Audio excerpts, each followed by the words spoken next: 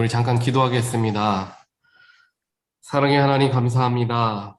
오늘도 저희들 주님을 만나기 위해서 이 새벽의 시간 주 앞에 나왔습니다.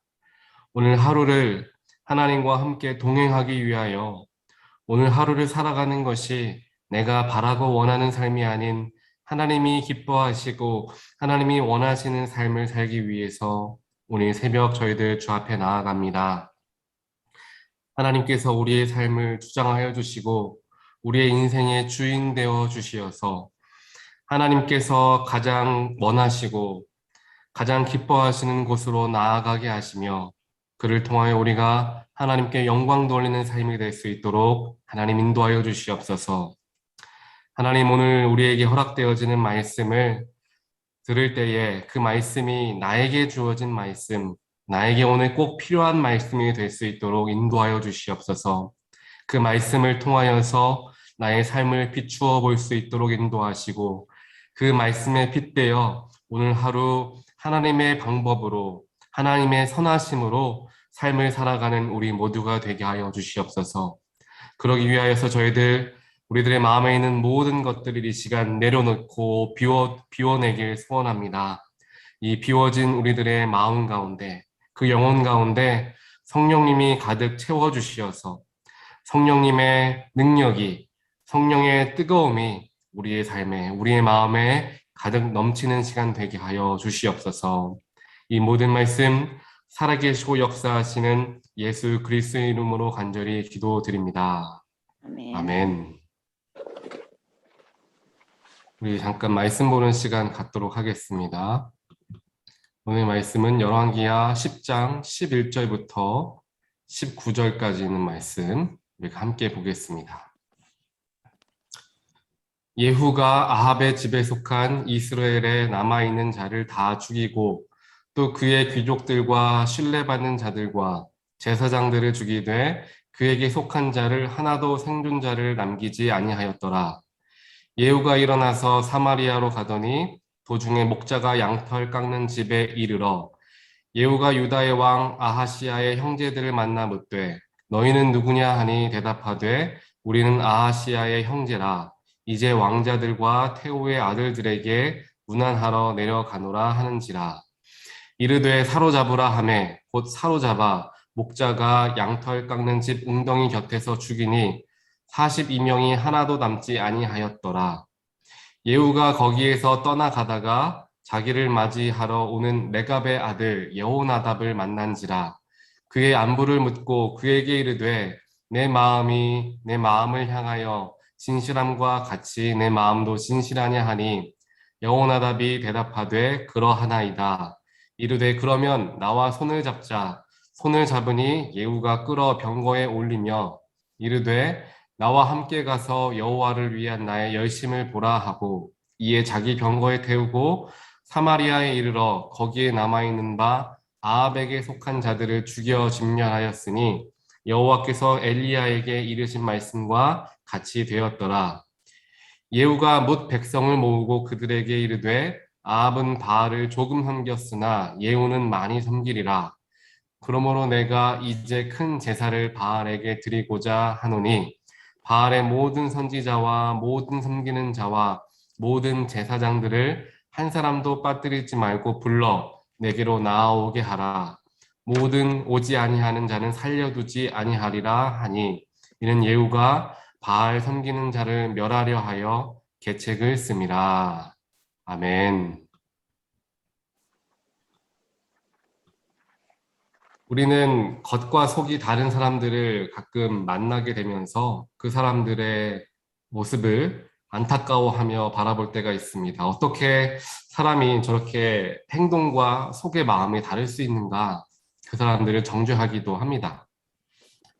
남들 앞에서는 보기 좋은 말을 하는 것처럼 보이지만 뒤에 가서는 전혀 다른 행동들을 하는 사람들을 우리는 종종 만나곤 합니다. 하지만 이것은 비단 다른 사람들에게서만 발견되는 모습은 아닐 것입니다. 우리 스스로에게서도 마찬가지로 발견되어지기도 하지요.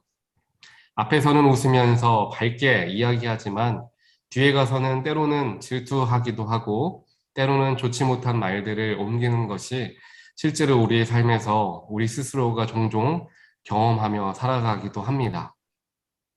이처럼 우리의 이 마음을 다스리는 것이, 또한 그 마음을 가지고 행동으로 옮겨지게 하는 것이 굉장히 우리에게 중요합니다. 또 이것이 그냥 도덕적인 것이 아니라 굉장히 신앙적인 것이 되는 것이 하나님께서 그것을 또한 원하신다라는 것입니다.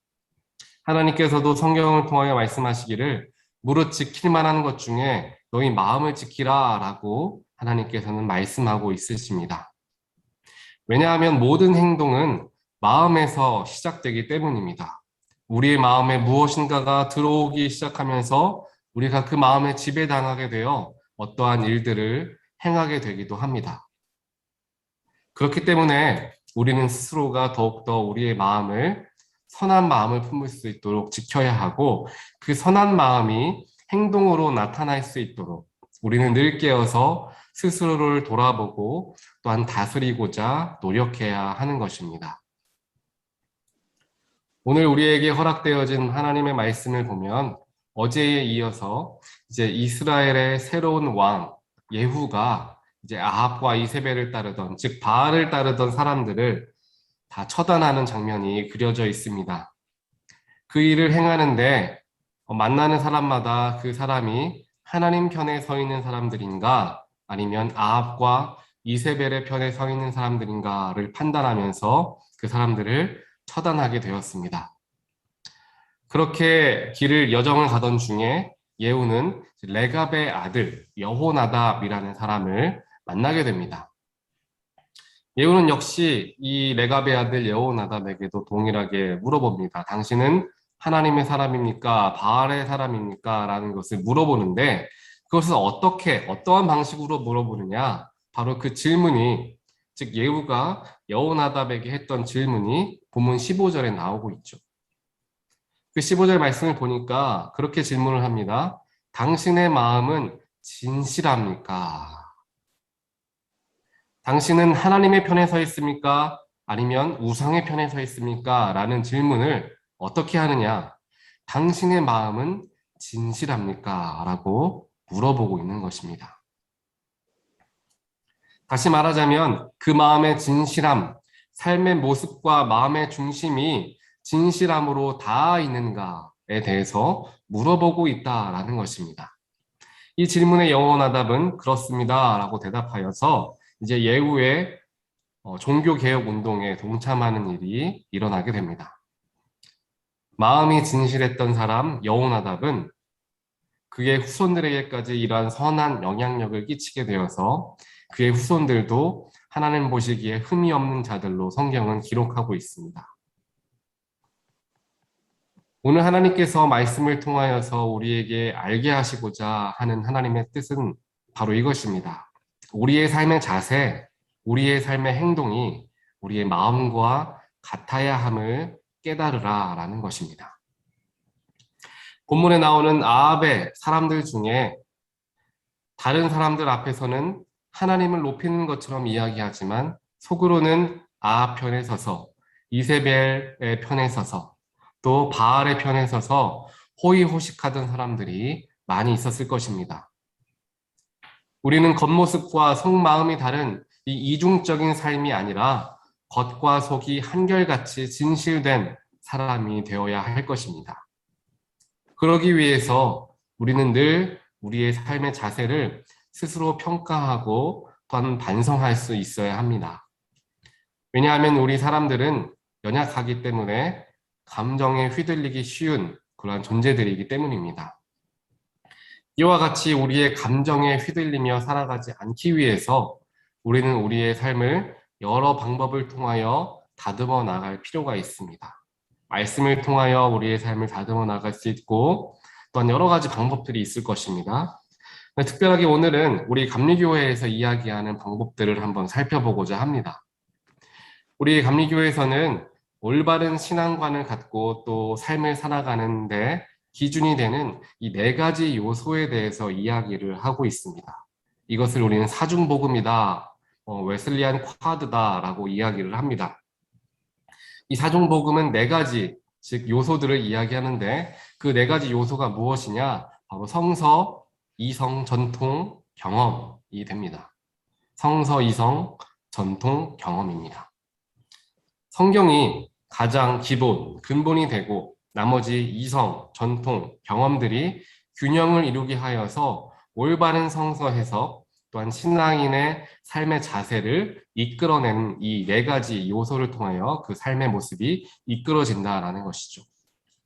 하지만 우리가 한쪽으로만 너무 치우치게 되다 보면 잘못된 해석들을 낳을 수가 있습니다. 예를 들면 이 네 가지 요소 중에 경험에만 너무나 우리가 집중하다 보면 내가 경험한 것이 진리인 것처럼 이야기하게 되고 타인을 향한 이해와 존중이 사라집니다. 예를 들자면 내가 하나님을 만났더니 하나님은 공의로우신 하나님이시더라. 그래서 무섭게 우리를 심판하시고 죄를 물으시는 하나님이시더라. 그분은 그렇게 하나님을 만나셨을 수도 있지만 그것은 하나님의 한 모습만 된다라는 것이죠. 그 사람의 경험에서 만나진 하나님의 하나의 모습이 되기 때문에 그것이 절대적인 하나님의 모습은 될 수가 없기에 우리는 그 경험에만 너무 치우치지 않기 위해 노력해야 할 것입니다.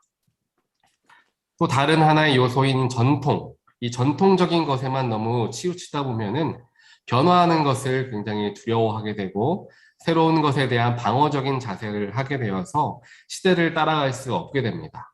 우리 교회의 전통, 내 신앙의 전통이 이러한 것인데 요즘 사람들이 하는 것은 좀처럼 이해하기가 어렵습니다. 그런 마음이 물론 들 수 있지만 우리는 한쪽에만 치우치지 않기 위해 항상 노력해야 할 것입니다. 또 다른 요소 중에 하나인 이 이성에만 치우치다 보면은 모든 것을 이제 머리로서만 이해하려고 하고 머리로 이해되지 않는 것은 그것은 조금 광신적인 것이다 라고 생각하며 무시하는 일들도 생기게 됩니다. 또 다른 요소가 있죠. 이제 성경. 이 성경에만 우리가 너무 집중하고 비중을 두다 보면 즉 다른 이성, 경험, 전통은 무시한 채 성경만을 비중을 두다 보면은 내 생각만으로 성경을 해석하게 됩니다. 이성, 즉 신학적인 배경과 또한 역사적인 배경을 가지고 성경을 바라볼 수 있어야 하고 또한 연합감교회의 전통, 또 각 교단에 가지고 있는 그런 전통을 가지고 말씀을 해석할 수 있어야 하고 또한 여러 사람들이 경험한 하나님의 모습을 통하여 성경을 바라볼 수 있어야 하는데 이 세 가지 다른 요소들을 무시한 채 내 마음대로, 내 독단적으로 성경을 해석하다 보면 내가 바라는 대로 성경을 읽고 내가 원하는 대로 성경을 이용하게 되는 것입니다. 그렇기 때문에 우리는 이 네 가지 요소, 성서, 이성, 전통, 경험을 우리가 항상 조화롭게 사용하면서 우리의 생활을 해야 한다라고 웨슬리 목사님께서 생각하셔서 이 네 가지 사중복음을 우리에게 주신 것입니다. 우리가 이와 같이 신앙인의 삶을 살아가면서 항상 균형을 갖고 살아가는 것이 굉장히 중요합니다. 이 균형을 가지며 살아가는 것에 또 한 가지 도움이 되는 것이 무엇이냐 하면 여러 신앙의 지체들의 소리에 귀를 기울이는 것입니다. 나 혼자 신앙생활을 하는 것이 아니라 우리는 지체들과 함께 공동체를 이룬 교회라는 것을 이루게 된 사람들입니다. 즉 신앙의 공동체들의 기도와 또한 그들의 위로를 통하여서 우리는 그 속에서 하나님을 더욱 깊이 발견하게 됩니다. 내가 알고 있었던 하나님은 이러한 모습을 가진 하나님이셨지만 다른 분의 이야기를 들어보니 이러한 모습의 하나님도 내가 발견할 수 있겠구나라는 생각들을 하게 된다라는 것입니다. 하나님께서 우리 온타리오 교회에 사랑하는 성도님들을 보내주시고 또한 하나의 지체를 이루게 하신 이유가 분명히 있습니다. 세상에 그 수많은 사람들이 있는데 우리 온타리오 교인들, 이러한 모습의 사람들을 모아두신 이유가 분명하게 있다라는 것입니다. 그 이유를 우리가 분명하게 기억하며 우리 온타리오 교회에 모이신 모든 성도님들은 한 분도 빠짐없이 하나님께서 귀하게 묶어주신 우리의 가족이다라는 생각을 우리는 갖고 우리 가족들의 이야기에 귀를 기울일 필요가 분명하게 있다라는 것입니다. 이러한 여러 가지 방법으로 우리의 삶을 우리가 하나님께 비추어 보고 말씀에 비추어 보고 공동체에 비추어 보며 살아갈 때 우리는 마음을 온전하게 지킬 수가 있게 되는 것입니다. 내 생각과 내 이해만으로 독단적으로 살아가는 것이 아니라 하나님의 뜻이 무엇인가, 또한 공동체의 뜻이 무엇인가에 귀 기울이며 우리가 균형을 이루는 삶을 살아갈 수가 있게 되는 것입니다. 오늘 하루 이러한 마음을 우리가 함께 품기를 원합니다. 우리의 마음의 중심이 마치 오늘 말씀에서 나왔던 여호나답이 그 마음의 중심이 진실하였다라는 것과 같이 우리의 마음도 진실하길 소원합니다. 우리가 함께 기도하실 때 하나님, 저도 다른 욕심과 인간적인 감정들을 다 내려놓고 순수하게 하나님만 기뻐하고 하나님만 경배하는 사람 되게 하여 주시옵소서. 하나님이 인도하시는 삶, 하나님께 맡기는 삶이 되길 원합니다. 라는 기도가 우리의 입술에서 나오게 되기를 간절히 소원합니다.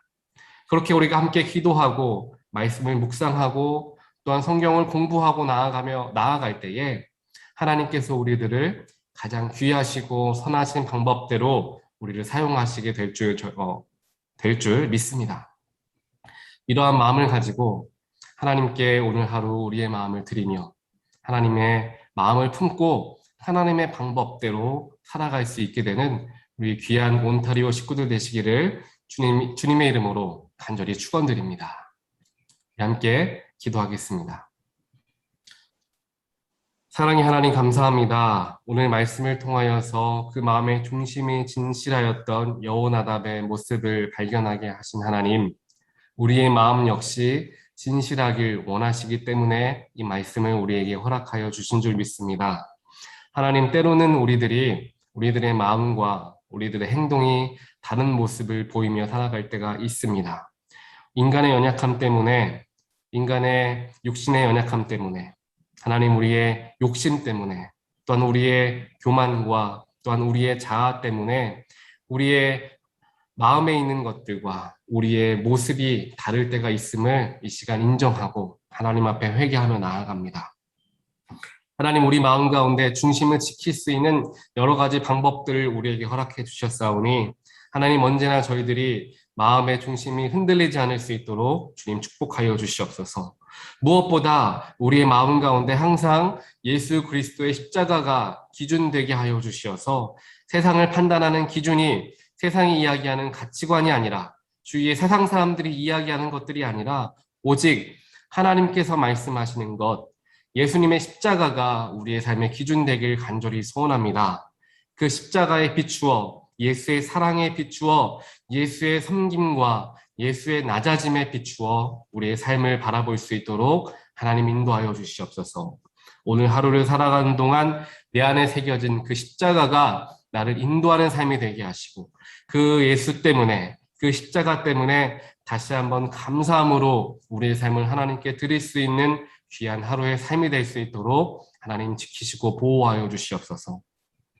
하나님, 무엇보다 저희들 간절하게 기도하는 각자의 기도의 제목이 있습니다. 남들에게 이야기할 수 없는 그런 눈물의 기도가 있사오니 하나님, 그렇게 하나님께 기도하며 나아갈 때에 하나님께서 우리의 기도를 들으시고 하나님 응답하시고, 또한 육신의 질병이 있다면 주님 치유하여 주시고, 또한 마음의 아픔이 있다면 주님 위로하여 주시옵소서. 이 시간 간절하게 눈물로 기도하는 우리의 눈물이 아버지여 하나도 땅에 떨어지지 아니하고 온전하게 하나님께 드려지는 눈물과 기도가 되게 하여 주시어서 하나님, 우리 마음이 하나님의 능력으로 말미암아 위로받고 회복되어지는 귀한 시간이 될 수 있도록 주님 축복하여 주시옵소서. 이 모든 말씀 지금도 우리와 함께 하시고 우리를 위로하길 원하시는 예수 그리스도의 이름으로 간절히 기도드리옵나이다. 아멘.